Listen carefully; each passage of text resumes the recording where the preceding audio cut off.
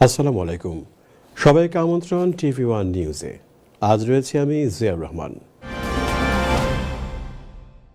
লন্ডনের দি লিগ্যাল নেক্সাসের আয়োজনে জুলাই সনদ বাস্তবায়নের চ্যালেঞ্জ ও ভবিষ্যৎ পথ শীর্ষক এক সেমিনার অনুষ্ঠিত হয়েছে। London school of commerce and আইটিতে বিচারক মোহাম্মদ বেলাত হোসেনের সভাপতিত্বে অনুষ্ঠিত সেমিনারে মূল বক্তব্য উপস্থাপন করেন সাংবিধানিক সংস্কার কমিশনের সদস্য ও বাংলাদেশের সুপ্রিম কোর্টের senior advocate barrister Imran Siddique.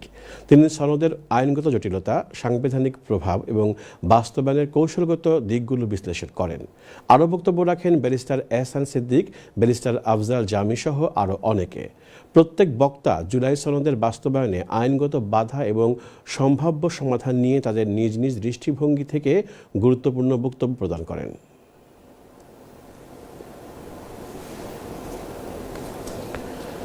সিলেটের বিয়ানীবাজার উপজেলার কসবা খাসার কৃতি সন্তান councillor Moazzem Hossain north West ইংল্যান্ডের ওয়ারিংটন বারা কাউন্সিলের লেবার মেয়র ও তাঁর কন্যা সলিসিটর লিয়া হোসেন একই বারার লেবার কাউন্সিলর নির্বাচিত হওয়ায় কসবা খাসা ওয়েলফেয়ার ট্রাস্ট ইউকের পক্ষ থেকে সংবর্ধনা প্রদান করা হয়েছে। লন্ডন এন্টারপ্রাইজ একাডেমিতে মোহাম্মদ রহিম উদ্দিনের সভাপতিত্বে অনুষ্ঠানে অন্যান্যের মধ্যে বক্তব্য রাখেন আশুক আহমদ, মোহাম্মদ সেলিম উদ্দিন, ডাক্তার নজরুল ইসলাম, অধ্যাপক আব্দুল মালিক ও এনায়েত সারওয়ার সহ আরও অনেকে। অনুষ্ঠানে কুরআন তিলাওয়াত ও দুয়া পরিচালনা করেন হাফিজ নাজিম উদ্দিন।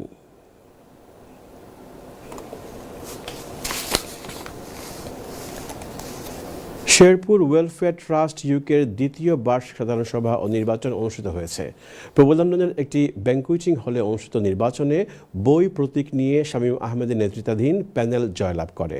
নির্বাচনে প্রধান নির্বাচন কমিশনার হিসেবে দায়িত্ব পালন করেন কে এম আবু তাহের চৌধুরী ও নির্বাচন কমিশনার হিসেবে দায়িত্ব পালন করে ব্যারিস্টার আবুল কালাম ও আবুল কালাম আজাদ ছোটন। পোলিং অফিসার হিসেবে দায়িত্ব পালন করেন সলিসিটর মোহাম্মদ ইয়াউর উদ্দিন ও অধ্যাপক মোহাম্মদ শাহজাহান। নির্বাচনে ব্রিটেনের বিভিন্ন শহর থেকে ট্রাস্টিরা এসে সরাসরি ভোট প্রদান করেন। অন্যান্য দেশ থেকে ট্রাস্টিরা ভোট দেন অনলাইনে।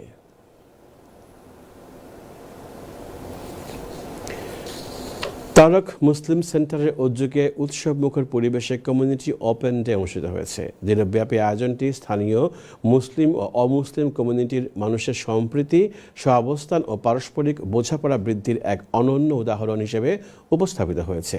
অনুষ্ঠানে আরও উপস্থিত ছিলেন স্থানীয় কাউন্সিলর বৃন্দ, পুলিশ কর্মকর্তা, চিকিৎসক, সমাজসেবী, ধর্মীয় নেতৃবৃন্দ, ব্যবসায়ী, শিক্ষার্থী সহ আরও অনেকে। দর্শনার্থীদের জন্য বিনামূল্যে পরিবেশিত হয় বিভিন্ন দেশীয় ও আন্তর্জাতিক খাবার। শিশুদের জন্য ছিল বাউন্সি ক্যাসেল, মেহেদি, গেমস কর্নার সহ নানা বিনোদনের আয়োজন। এবারের ওপেন ডের অন্যতম আকর্ষণ ছিল বিনামূল্যে স্বাস্থ্য পরীক্ষা স্টল। এই মানবিক উদ্যোগে স্থানীয় জনগণ অত্যন্ত উৎসাহ ও ইতিবাচক সাড়া দেন। অনুষ্ঠানের শেষে তারক মুসলিম সেন্টারের চেয়ারম্যান ডক্টর মোহাম্মদ সিরাজ আলী উপস্থিত সকল অতিথি, স্বেচ্ছাসেবক ও সহযোগীদের আন্তরিক ধন্যবাদ জানান।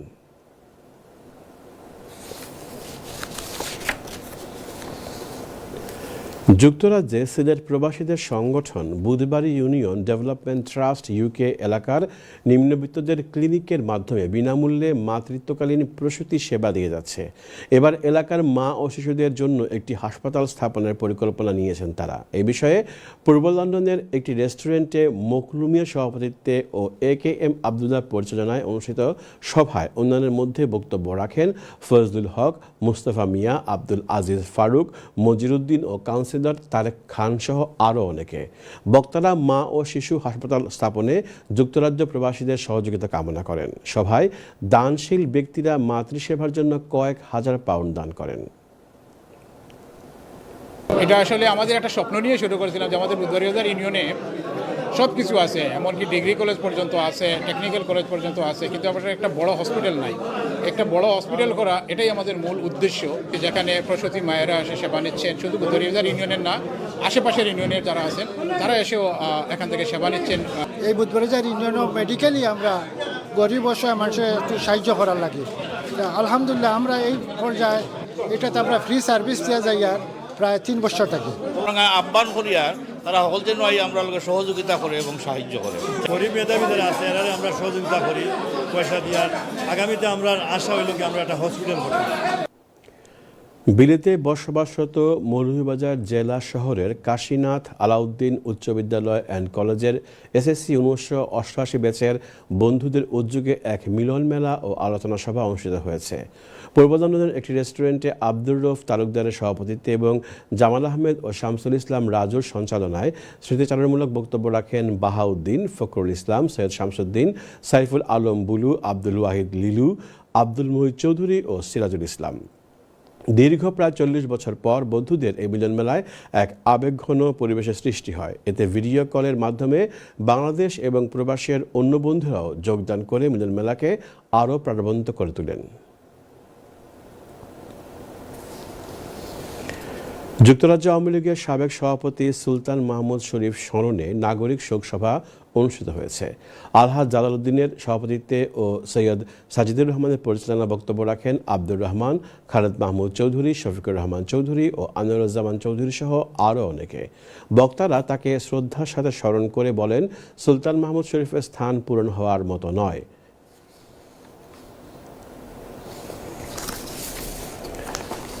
ইতালির মিলানে অনুষ্ঠিত হলো আঞ্জুমানে আল ইসলাহ ইতালি সদস্য সম্মেলন ও কাউন্সিল অধিবেশন। ইতালি থেকে বিস্তারিত জানাচ্ছেন সংবাদদাতা রিয়াজুল ইসলাম কাউসার।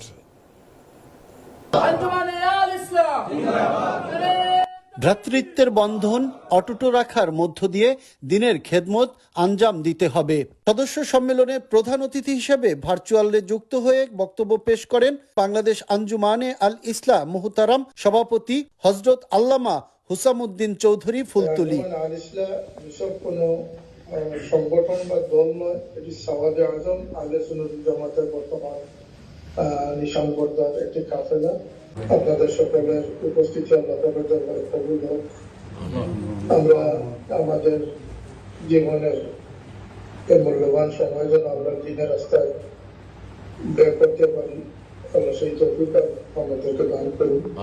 আঞ্জুমানে আল ইসলাহ ইতালির সদস্য সম্মেলন ও কাউন্সিল অধিবেশন ইতালির মিলানে শাহজালাল জামে মসজিদের হলরুমে অনুষ্ঠিত হয়। আমরা কিভাবে চলবো, আমরা আঞ্জুমানে আল ইসলাহ ইতালির কার্যক্রম কিভাবে চালিয়ে আগামীতে যাবো, ইনশাআল্লাহ পরস্পর ভ্রাতৃত্ব বন্ধন যেটা আছে এটা আরো দৃঢ় করার জন্য আমাদেরকে অনুরোধ করেছেন, নসিহত দিয়েছেন। ইনশাআল্লাহ আমরা আগামীতে আমরা যারা এখানে উপস্থিত হয়েছে আমাদের ভ্রাতৃত্ব বন্ধন আরো দৃঢ় করার পথে আমরা এগিয়ে যাবো ইনশাআল্লাহ। এতে সভাপতির বক্তব্য রাখেন আঞ্জুমানে আল ইসলাহ ইতালির সভাপতি হাফিজ মাওলানা আমিনুল ইসলাম। অনুষ্ঠান পরিচালনা করেন সাধারণ সম্পাদক হাফিজ শেখ মোহাম্মদ কামরুল রশিদ এবং সাংগঠনিক সম্পাদক হাফিজ সাইফুর রহমান সজীব। সম্মেলনের শুরুতেই পবিত্র কোরআন থেকে তেলাওয়াত করেন হাফিজ রিমন আহমেদ তানিম।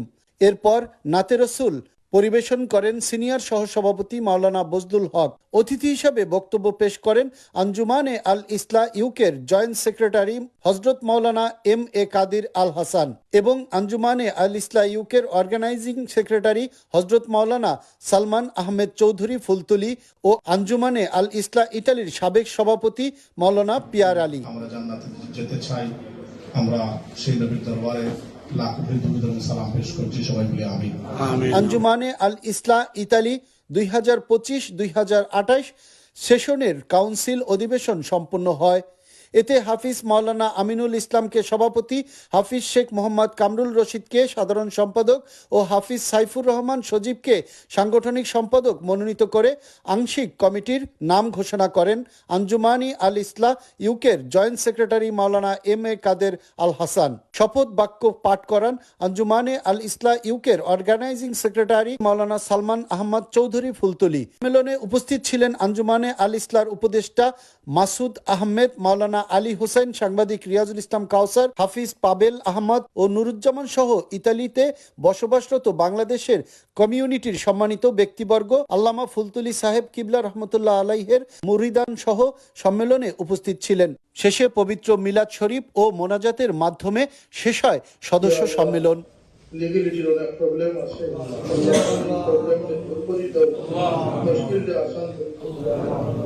রিয়াজুল ইসলাম কাউসার, মিলান, ইতালি। বাংলাদেশ ও সৌদি আরবের মধ্যে সাধারণ কর্মী নিয়োগ সংক্রান্ত একটি গুরুত্বপূর্ণ দ্বিপাক্ষিক চুক্তি স্বাক্ষরিত হয়েছে। এই চুক্তিকে দুই দেশের মধ্যে শ্রমবাজার সম্প্রসারণ ও অভিবাসন ব্যবস্থার ইতিহাসে এক নতুন মাইলফলক হিসেবে দেখা হচ্ছে। বাংলাদেশ সরকারের পক্ষে প্রবাসী কল্যাণ ও বৈদেশিক কর্মসংস্থান মন্ত্রণালয়ের উপদেষ্টা ডক্টর আসিফ নজরুল এবং সৌদি আরব সরকারের পক্ষে মানব সম্পদ ও সামাজিক উন্নয়ন মন্ত্রণালয়ের মন্ত্রী ইঞ্জিনিয়ার আহমেদ বিন সুলাইমান আল রাজি চুক্তিতে স্বাক্ষর করেন। সৌদি আরব ও বাংলাদেশের মধ্যে কূটনৈতিক সম্পর্কের 50 বছরের ইতিহাসে এটাই প্রথমবারের মতো সাধারণ কর্মী নিয়োগ বিষয়ে আনুষ্ঠানিক চুক্তি। এর আগে বাংলাদেশ থেকে সৌদি আরবে কর্মী পাঠানো হতো অনানুষ্ঠানিকভাবে। 1976 সালে প্রথম বাংলাদেশ থেকে সৌদি আরবে শ্রমিক পাঠানো শুরু হয়। তখন থেকে আজ পর্যন্ত প্রায় 30 লাখের বেশি বাংলাদেশি শ্রমিক সৌদি আরবে কাজ করছেন, যা বাংলাদেশের রেমিটেন্স প্রবাহের সবচেয়ে বড় উৎস হিসেবে ভূমিকা রাখছে।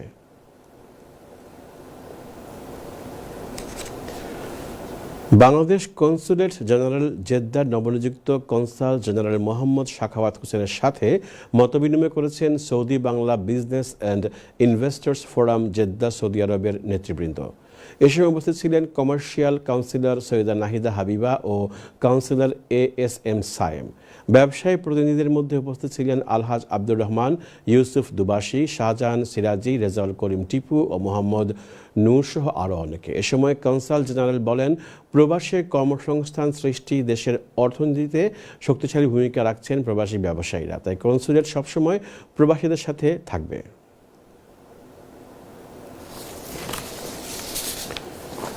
বিএনপি আজ যে অবস্থানে দাঁড়িয়ে আছে তার পেছনে প্রবাসীদের অসামান্য অবদান রয়েছে বলে উল্লেখ করেছেন চট্টগ্রাম দক্ষিণ জেলা বিএনপির সাবেক আহ্বায়ক আবু সুফিয়ান।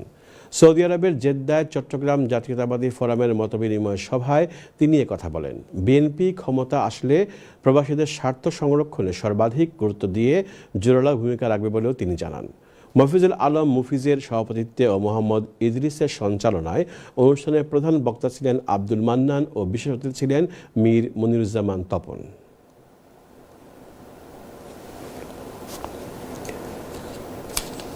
নোয়াখালীকে বিভাগ ঘোষণার দাবিতে এবার সৌদি আরবের জেদ্দা আলোচনা সভা অনুষ্ঠিত হয়েছে। ওমর ফারুক চৌধুরীর সভাপতিত্বে বক্তারা জানান, প্রায় 1 কোটি মানুষের বসবাসস্থল বৃহত্তর নোয়াখালীকে বিভাগ করার দীর্ঘদিনের দাবি সময়ের প্রয়োজনে এখন যৌক্তিক দাবি হয়ে উঠেছে।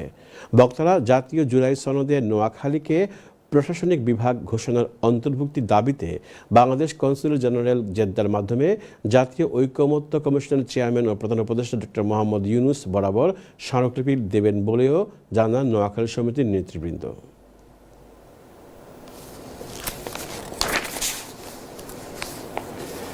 তাফিদা রাকিব ফাউন্ডেশনের সৌজন্যে ও ইনক্লুসিভ আই হসপিটালের সহযোগিতায় সিলেট, সুনামগঞ্জ ও মৌলভীবাজারে অনুষ্ঠিত হয়েছে 10 দিনের ফ্রি মেডিকেল ক্যাম্প।